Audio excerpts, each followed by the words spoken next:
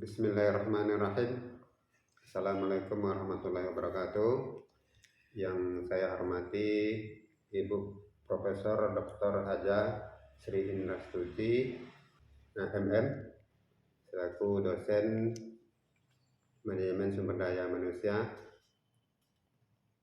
Izinkan saya menyampaikan hasil ujian akhir semester saya pada mata kuliah Manajemen Sumber Daya Manusia pada pasca sarjana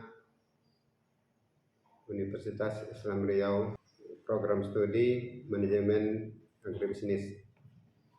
Yang pertama,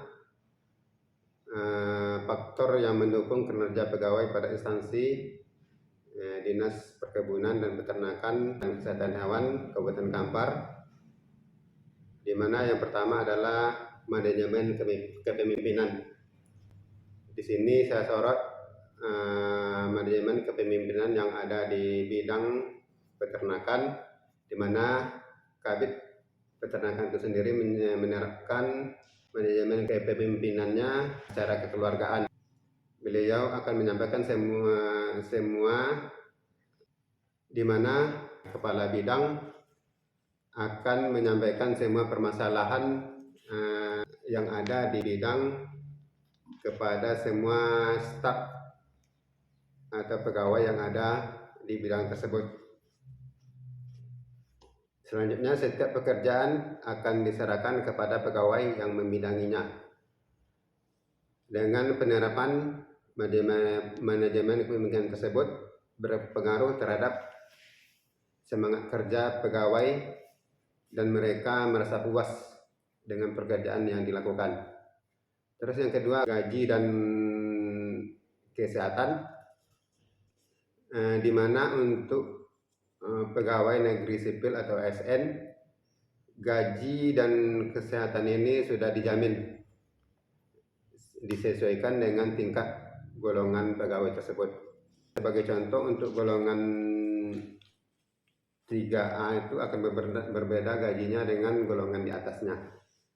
Begitu juga dengan kesehatan, sudah ada jaminan kesehatan seperti BPJS, sehingga hal ini akan mempengaruhi semangat kerja dari pegawai yang ada di bidang peternakan Dinas Perkebunan, Peternakan dan Kesehatan Hewan Kabupaten Kampar.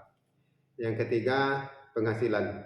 Penghasilan ini berkaitan dengan pendapatan tambahan di samping gaji yang diterima oleh pegawai.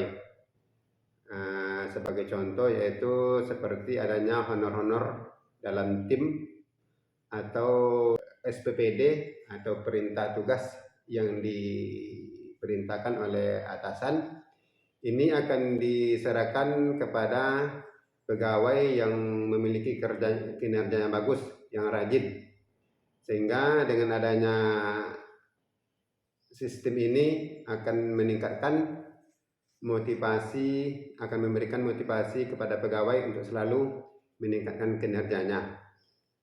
Selanjutnya yang keempat adalah sarana dan prasarana. Upaya melengkapi sarana dan prasarana yang dilakukan oleh Dinas Perkebunan, Peternakan dan Kesehatan Hewan Kabupaten Kampar, seperti sarana komputer, printer, dan yang terpenting adalah jaringan internet untuk dapat melaksanakan pekerjaan di Dinas Perkebunan, Peternakan dan Kesehatan Hewan Kabupaten Kampar. Dengan adanya kelengkapan sarana dan prasarana ini, maka pekerjaan yang ada akan mudah untuk dilaksanakan. Itu barangkali untuk faktor yang mendukung kinerja pegawai pada instansi tempat pada Dinas Perkebunan, Peternakan dan Kesehatan Hewan Kabupaten Kampar. Selanjutnya, faktor yang dapat mendukung komitmen organisasi. Di sini saya membagi menjadi 3 karakteristik. Yang pertama adalah karakteristik personil, di mana karakteristik personil ini yang dominan mempengaruhi adalah pendidikan dan pengalaman kerja. Nah, bagi pegawai yang pendidikannya sejalan dengan beban pekerjaannya, maka pegawai tersebut akan merasa nyaman untuk tetap bertahan dalam organisasi.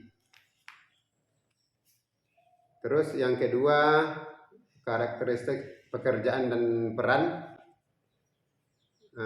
Di sini maksudnya adalah tantangan pekerjaan, konflik peran, dan tingkat kesulitan. Dinas Perkebunan, Peternakan, dan Kesehatan Hewan Kabupaten Kampar, rutinitas pekerjaan yang dilakukan khususnya untuk bidang peternakan adalah peningkatan produksi melalui penyebaran ternak, pembinaan petani dan kelompok, serta pelayanan kesehatan ternak. Jadi dapat disimpulkan pekerjaan yang atau job kerja yang ada di bidang peternakan itu sendiri tidak memiliki tingkat kesulitan yang cukup berarti. Di samping itu juga pekerjaan diserahkan kepada tugas pokok dan fungsi masing-masing, sehingga kemungkinan terjadinya konflik peran bisa diminimalisir. Terus yang ketiga adalah karakteristik struktur organisasi. Karakteristik ini berkaitan dengan alur dan tanggung jawab dari masing-masing pegawai, di mana seorang pegawai bertanggung jawab kepada subkoordinator, selanjutnya subkoordinator bertanggung jawab kepada kepala bidang, dan kepala bidang bertanggung jawab kepada kepala dinas. Hal ini secara berjenjang telah berjalan dengan normal sebagaimana yang diharapkan. Terus untuk pertanyaan yang kedua, mengapa organisasi melakukan re-engineering dan restrukturisasi, dan apa yang membedakannya? Yang pertama saya uraikan dulu masalah re-engineering. Re-engineering itu dilakukan ketika organisasi ingin meningkatkan secara dramatis terhadap kinerja bisnis melalui pemikiran ulang fundamental dan perencanaan ulang yang radikal terhadap proses-proses bisnis organisasi melalui transformasi organisasi menjadi fleksibel, kreatif, dan efisien, serta transformasi sumber daya manusia seperti pelatihan dan penguasaan teknologi. Contoh dari engineering ini yang terjadi pada perusahaan Ford Motor Company, di mana organisasi ini menerapkan re-engineering dengan cara memperbaiki proses penanganan invoice sehingga dapat dikerjakan oleh karyawan 75% lebih sedikit. Maka akan terjadi efisiensi terhadap gaji karyawan.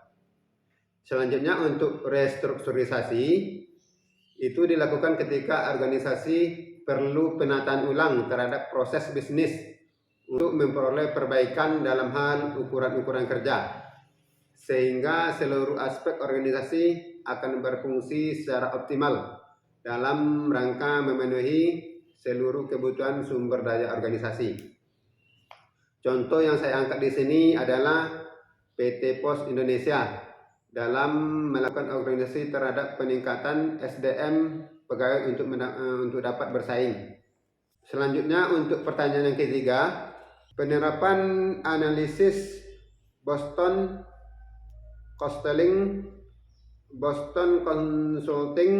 Group pada instansi Dinas Perkebunan, Peternakan, dan Kesehatan Hewan Kabupaten Kampar, di mana analisis ini bisa dilakukan terhadap sumber daya manusia pegawai yang ada di unit-unit kerja di masing-masing bidang yang ada di Dinas Perkebunan, Peternakan, Kesehatan Hewan Kabupaten Kampar, sehingga dapat diketahui sumber daya yang dimiliki dalam melakukan pekerjaan, apakah pegawai telah memiliki pengetahuan, skill, dan pengalaman yang memadai dalam menjalankan pekerjaan, seperti pendidikan linear, pengalaman kerja.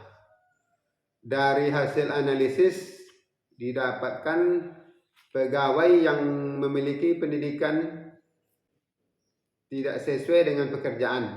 Banyak pegawai yang ada di bidang peternakan, Dinas Perkebunan, Peternakan, dan Kesehatan Hewan ini tidak sesuai dengan tingkat pendidikannya. Sebagai contoh, banyak pegawai yang tidak sarjana peternakan atau latar belakangnya pendidikan peternakan. Jadi solusi yang bisa saya tawarkan di sini adalah dengan melakukan diklat atau pelatihan teknis peternakan, sehingga dapat memberikan peningkatan SDM bagi pegawai yang ada di Dinas Perkebunan, Peternakan, dan Kesehatan Hewan Kabupaten Kampar. Demikian hasil dari pembahasan saya tentang ujian akhir semester pada mata kuliah Manajemen Sumber Daya Manusia. Selanjutnya mohon arahan dan bimbingan dari Ibu Prof. Dan saya sudahi. Assalamualaikum warahmatullahi wabarakatuh.